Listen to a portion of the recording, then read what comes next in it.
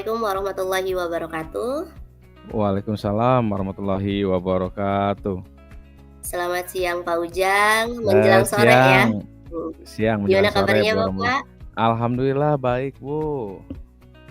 Oke, Mhm. Pak Ujang punten ini ada yang bisa saya bantu. Tadi, Pak Ujang bilang ada yang ingin Bapak bicarakan, Iya kira-kira apa yang ingin betul. Bapak, bicarakan, Pak? Baik, Ibu Romlas, sebetulnya saya memiliki permasalahan nih bisa dikatakan curhat juga ya terkait dengan Mhm. siswa yang ada beberapa siswa dalam satu kelas ini yang tidak atau permasalahan yang selalu tidak mengumpulkan tugas yang diberikan oleh saya seperti sebagai guru bidang studi pendidikan Mhm. kewarganegaraan. Nah, ini tentunya kendala tersebut kan permasalahan yang ada di kelas, tentunya saya harus bagaimana caranya sebagai guru mensiasati atau memberikan stimulus kepada siswa agar siswa tersebut memberikan ataupun melaksanakan atau mengerjakan tugas sesuai harapan saya, seperti itu. Mhm. Oh, ya berarti permasalahan yang Bapak hadapi terkait dengan, siswa yang, telat dalam mengumpulkan tugas ya, Bapak, ya? Iya Oke, betul, Ibu. apakah Bapak sudah mencoba beberapa strategi untuk membantu anak tersebut, Pak?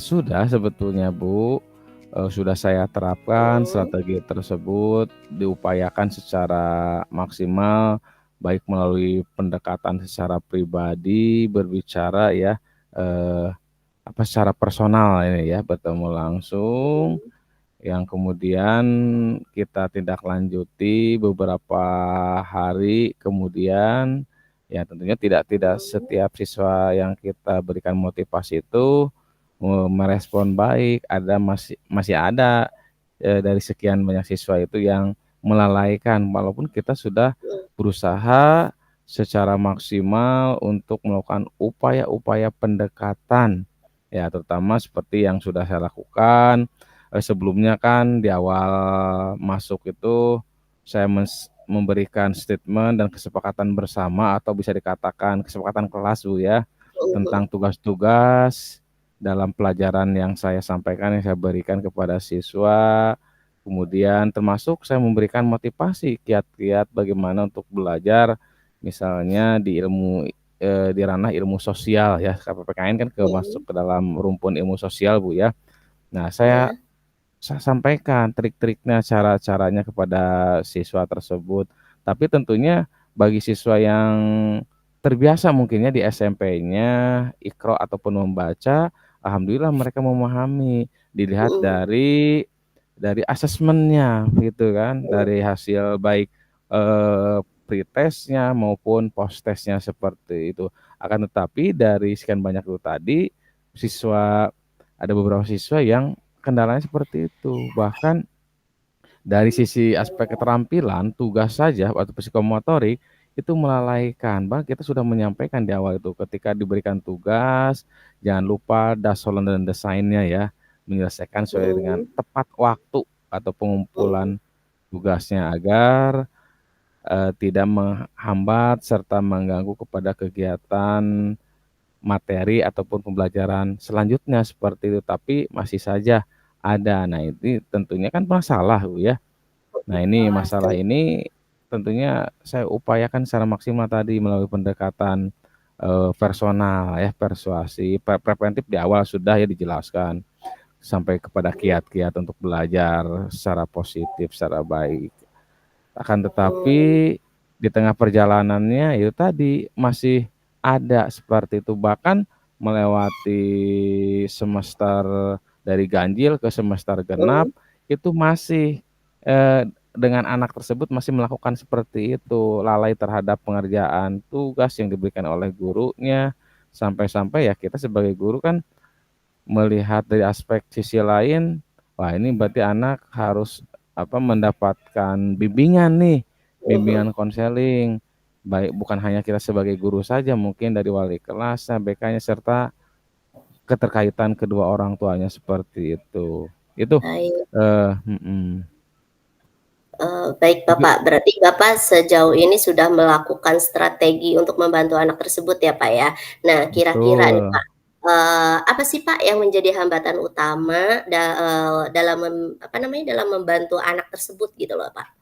Mmm, hambatan utamanya sebetulnya sih ya, kita harus waktu, Bu, ya, karena Mhm, untuk melakukan pendekatan personal itu tentunya kan kita di luar jam pelajaran, Bu, ya, di luar KBM. Nah, hal mhm, tersebut tentunya kita juga kan memiliki kesibukan tersendiri, Bu, ya, mhm, kegiatan-kegiatan di luar KBM, tapi selama kita masih ada kekosongan waktu tentunya kita juga melayani siswa, karena juga kita pelayan siswa ya di sekolah walau bagaimanapun juga. Akan tetapi dengan alokasi waktu yang disediakan tersebut, tidak semua siswa datang ataupun bahasanya menjemput bola seperti itu. Jadi mhm, kita ini betul-betul ya beberapa kali, beberapa minggu pertemuan ternyata siswa tidak mau apa merapat atau jemput bola mhm, seperti itu, sehingga ya kita kan itu termasuk daripada kendala ya, yang kita mhm, kita hadapi bukan hanya kendala waktu, tapi kendala personal si anak itu sendiri, seperti itu. Tapi bagi mereka, anak ataupun siswa yang aktif, yang kreatif dan mengikuti jam yang kita berikan alokasi waktunya, alhamdulillah, sesuai dengan harapan kita tentunya ya mhm, yang kita capai seperti itu, ada mengalami sebuah perubahanlah seperti ya, itu.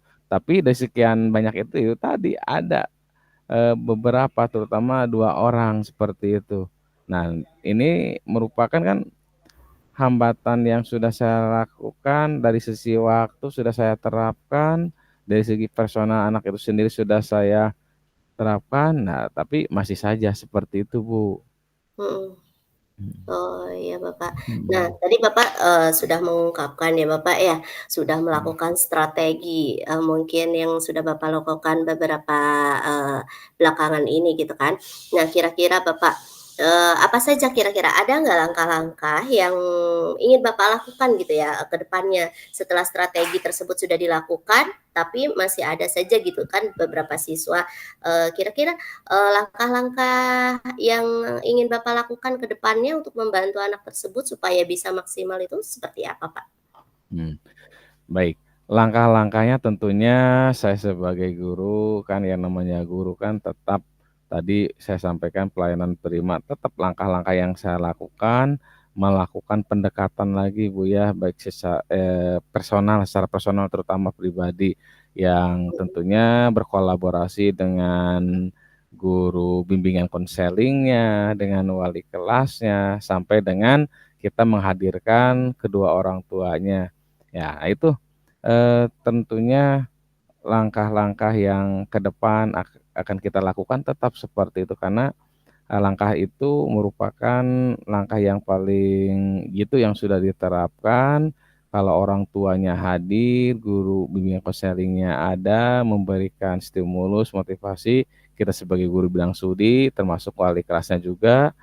Nah, itu salah satu upaya kita melakukan, kolaborasilah di antara, rekan sejawat dan orang tua untuk menyelesaikan persoalan siswa yang mengalami keterhambatan dalam mengerjakan tugas ataupun mengumpulkan tugas tadi. Jadi langkah di semester, ganjil itu, berhasil, tapi ternyata masih ada, 2 siswa lagi yang lalai seperti itu. Tentunya di semester genap langkah tersebut kita lakukan seperti itu. Ya mudah-mudahan dengan langkah tersebut anaknya bisa memahami bahwa tentunya perjuangan yang dilakukan oleh guru bidang studi, wali kelas, bimbingan konseling, termasuk orang tua sangatlah luar biasa tentunya ya, melakukan upaya pelayanan prima secara maksimal. Akan tetapi bagaimana kita memberikan tentunya stimulus supaya anak tersebut sadar. Nah, bahkan kita libatkan juga, guru pendidikan agama Islam ya, spiritualnya seperti itu, mhm, kiat-kiatnya supaya mereka tersentuh secara pribadi dari hati nuraninya, perasaannya tentang bagaimana bahwa hidup ini dari aspek religi tentunya kan harus adanya proses upaya dilakukan atau perjuangan lah bahasa mhm, ini. supaya anak itu istilahnya betul-betul berjuang dulu. Kalau sudah berjuang kan tentunya apapun yang terjadi baru kita pasrahkan kepada Allah Subhanahu wa taala atau Tuhan Yang Maha Esa, seperti itu. Nah, itulah, langkah-langkah yang tentunya di semester genap atau berikutnya saya lakukan seperti itu. Jadi, tidak bosan-bosannya melakukan pembinaan sebagai guru kepada siswanya.